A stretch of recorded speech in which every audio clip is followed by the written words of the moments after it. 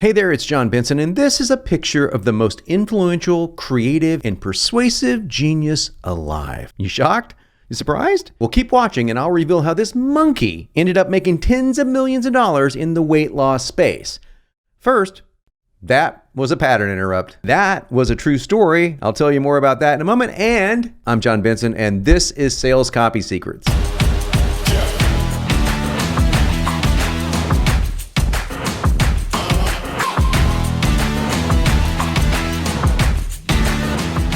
Welcome back, and this, my friend, is NLP. Pattern interrupts made so simple, even a monkey could do it. Almost a monkey.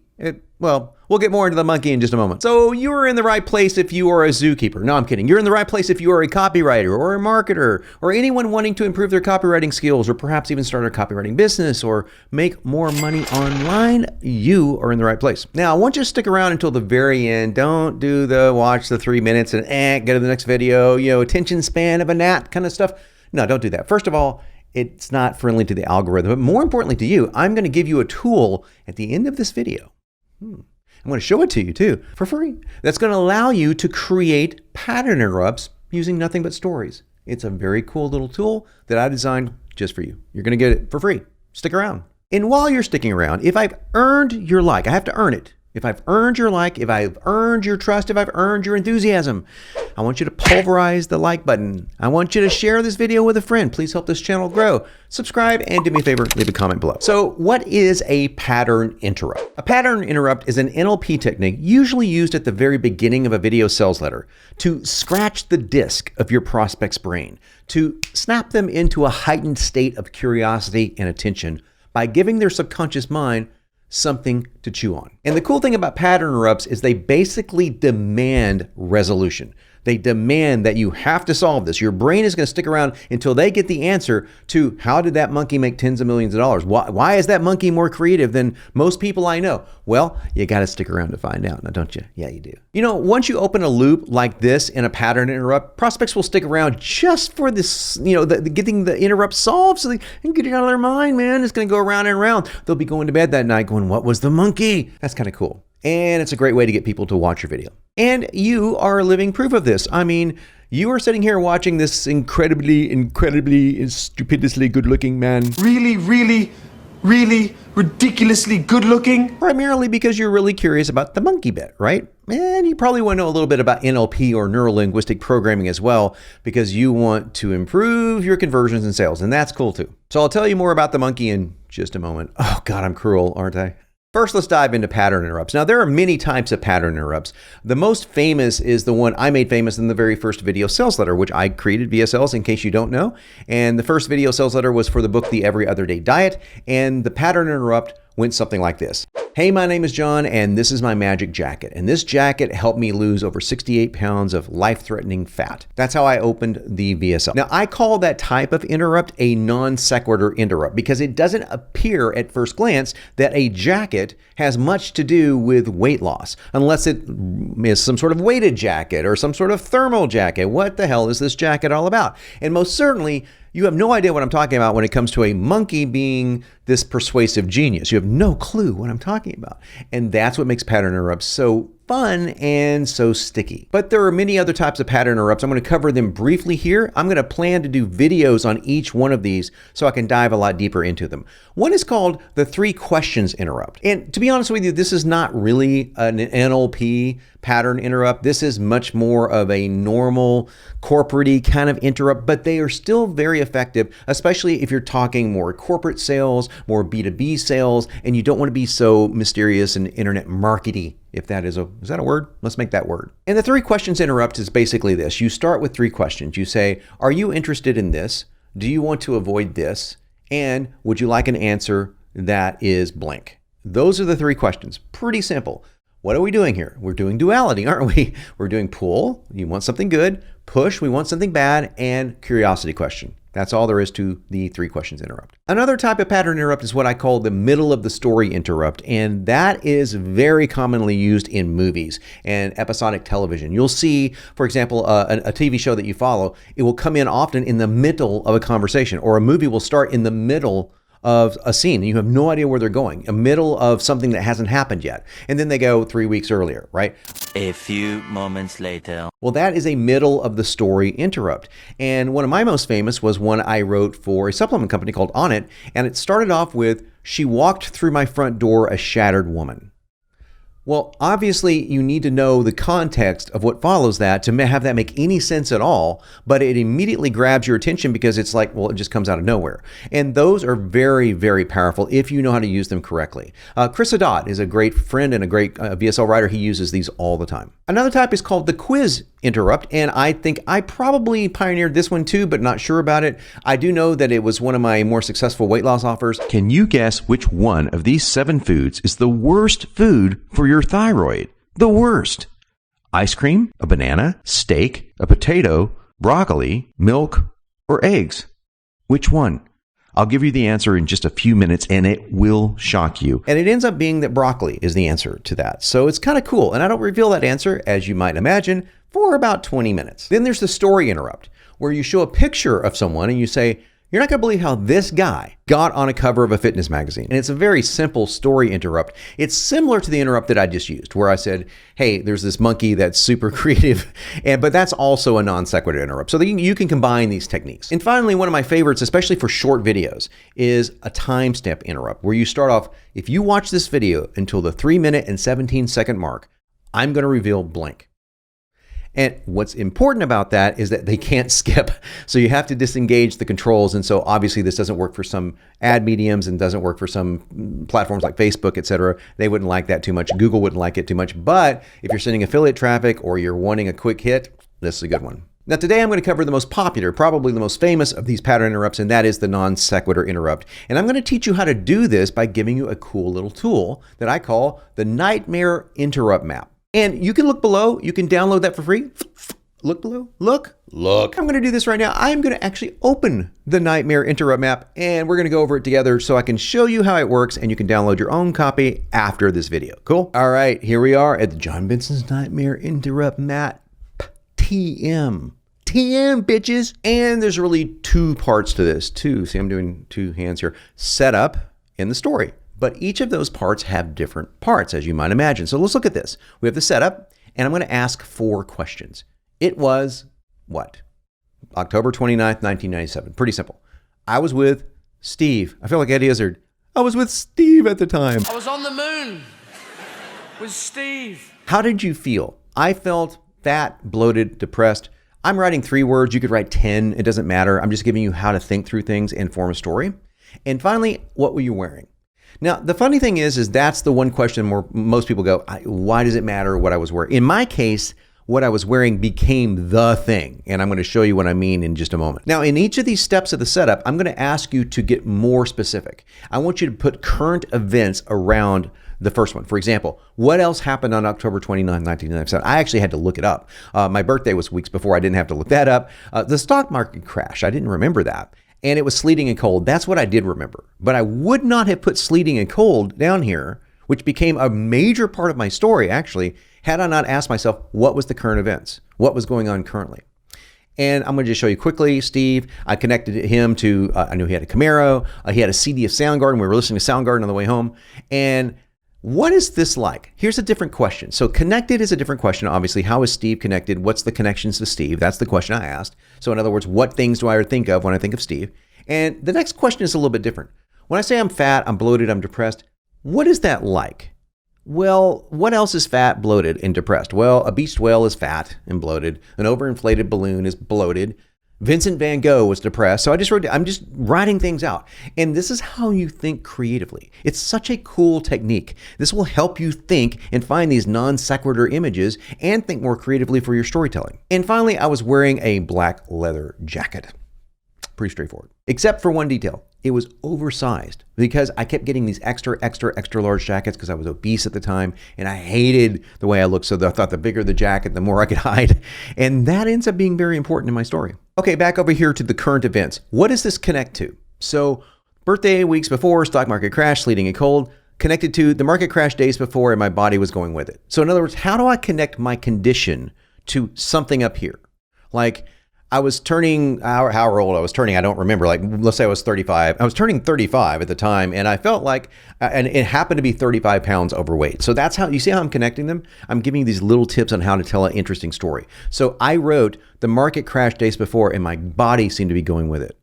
And that worked perfectly. So now we're going to pull a couple of images out of that. And this is where you're going to find your potential pattern interrupt image. And you can find a whole bunch of them. As you can see, there's a whole bunch of these here that I could have used. So what is connected to these events, current events, and what I wrote? So the market crashed. So what's connected to the market? Well, stock ticker. Okay. My body was going with it. Okay. What is connected with that? Well, I remember my birthday hat from up here. So I'm pulling either here or here, and I'm thinking of what image can I think of? So I'm thinking of a stock ticker and a birthday hat. If I asked you when I started this pattern interrupt exercise to think of a non sequitur image related to weight loss, a stock market ticker would not have leaped to your mind, would it? Or a birthday hat? But now you can see how this could be very enticing. Hey, this is John, and what you're watching here is the Wall Street stock market ticker, one from 1945. Let's even get even cooler. What on earth does this ticker have to do with my weight loss success? I'm going to reveal that in a moment. What am I talking about? Did I buy some product that went up and down in the stock market? Did I get rich in the stock market so I could afford a personal trainer? You have no idea, but this is what I'm talking about. Isn't that cool? This is how it works, guys and girls and monkeys. Now, the same exercise I'm doing over here. What is this connected to? Spoon Man. I thought of the song Spoon Man, which is off the CD we were listening to. And I said to myself, to this very day, Spoon Man reminds me of the fact that I was addicted. So in my mind, I was thinking, okay, spoon as in they're doing drugs or something. So Spoon Man reminds me of the fact that I was addicted, but I didn't need a spoon or anything illegal to fuel my addiction. I was addicted to sugar. See, I didn't have to be a copywriting genius to come up with that. I just had to say, how do I make Spoon Man or Soundgarden connect to how I feel? Well, at the time, I was with Steve, and here's how I felt. So this is what I'm trying to do. I'm trying to make a story out of this. And by the way, as you can tell, this isn't just creating these images for me or potential images for pattern interrupts. This is creating my story. It's pretty cool. So out of this, I could have chosen a spoon. That's a good one. Or a Soundgarden CD cover, 1979 Camaro. So I just wrote a couple of things down, but I could have chosen any of those. Okay, and let's look at the final one here. I asked what is this like? What does this feel like? Well, a beached whale is also fat and bloated, an overinflated balloon, and Vincent van Gogh is depressed. So here's what I wrote. How do I connect this? How do I make that connected to me? My stomach looked like I had a huge balloon under my shirt, an overinflated balloon, I could have said. I was a graphic artist at the time, and my mental state reminded me of another artist, Vincent van Gogh. But I believe it or not, I wrote all of this during this exercise because my original letter didn't sound anything like this. I wanted to show you how easy I could rewrite it at a drop of a hat using this exact formula. You're welcome. And then finally, I wrote down, I hope Steve didn't have a knife in his car because Vincent van Gogh cut off his own ear. So what am I thinking of when I look at this? Well, I'm thinking of an overinflated hot water balloon that would make an interrupt image. I could use a knife that would be a little dark, so I didn't use it. Vincent van Gogh would be an interrupt image. You get where our balloon would be an interrupt image. I could use any of this. Any of these would be interrupt images. And I'm going to cover briefly how you could write the story. I know I'm giving a little extra credit on this and giving a little more than I promised you on the thumbnail. Hope that you don't mind. I'm going to tell you how to create a quick story. Just really 4 simple elements. I want you to think of an opening, a bad part, a really bad part, and an independence moment. Now, there's a little bit more in my original Nightmare Story formula. That's found in Now BSL. You can get that below. And all the slides are filled out. There's a lot more stuff that can help you write this stuff. But I wanted to give it to you as much as I could here. Cool? The opening is just what happened first. Well, we pulled into a convenience store to get some donuts, and I needed a sugar fix. This is all in my original story. So what image pops out of there? Well, donuts, right? Right? Pops out immediately. The problem is if I said, hey, John, and this is donuts, and these donuts help me lose 85 pounds, it might be too controversial. Meaning people might be thinking, oh, I'm going to put them on a fast food diet, and people who are health conscious at all wouldn't like that. On the other hand, it would have been very, very attractive to people that were addicted to fast food. I just didn't want to do that because I didn't want to give that impression. The next question is the next part rather is the bad part, and what happened next is the question. So what happened first? What happened next? I saw 2 prostitutes. They were outside. They were shivering and cold. And I went to find donuts inside the store. And then I realized I left my wallet in my office. So all that really happened. And so what did I could have pulled out prostitutes, but that wouldn't have gone over very well at all. So I pulled out wallet. And then finally, the bottom moment is the really bad part. Where did you hit rock bottom in this story? And I hit rock bottom in a vicious way. I stole the donuts because I didn't want to go back and get my wallet. So my jacket was so big and I was so fat at the time that I could stuff packages of donuts in there. And the guy walked in, saw me when I walked in, didn't notice anything. So another element of the story leapt out at me. I mentioned again the oversized black leather jacket. I've mentioned it twice now. So guess what? Black jacket, I got my interrupt image. Look at this. And then the interrupt image is formed by this. And this is super important. So I got my black jacket, but you need to ask yourself a question. What is the dream solution? What would be your ideal, perfect dream with reality not even in the picture? How would you like to achieve success? So the reason I'm doing this is because I want to call it something. So my dream of a weight loss plan, in this case, would be that it'd be instant, like I can snap my fingers. It would be easy. It works like magic. I can snap my fingers, flexible, fun, and I wanted to look like Brad Pitt. I remember writing all this stuff down, like, hey, I want to look like Brad Pitt in Fight Club specifically. And then all I did was take jacket and magic, John, and this is my magic jacket. I could have said John, and this is my Brad Pitt jacket. It still would have worked perfectly because you would have been thinking like, what the hell is Brad Pitt jacket? That might have even been better. Okay, no, wait just a second. What about the monkey, John? What about the monkey? I know your brain is going, what about the monkey, John? Well, here's the story behind the monkey. There was this super intelligent, incredibly handsome, strong, vibrant, virile, and above all modest copywriter that was living in Malibu, California at the time. And his significant other made a little ethical bribe to him and said, hey, I know how much you want a monkey. I tell you what, if you write a winner for this weight loss offer, meaning I'll write the number one offer, we'll get a monkey. I was so excited by that because I've wanted a monkey all my freaking life. I was so excited, I sat down and wrote the letter in a day. No edits at all. I don't recommend this, by the way. I don't recommend writing without edits and having to write something in a day. I was just that excited. That damn monkey in my brain created a muse-like figure that allowed me to create one of the highest converting fitness offers at the time. And to this very day, it still does pretty well. So I think that's a pretty cool story. That little monkey in my brain became the muse, became the inspiration, became what inspired me to write things faster and better than I've written up until that time than ever before in my life. Well, there. I closed the loop. Are you happy?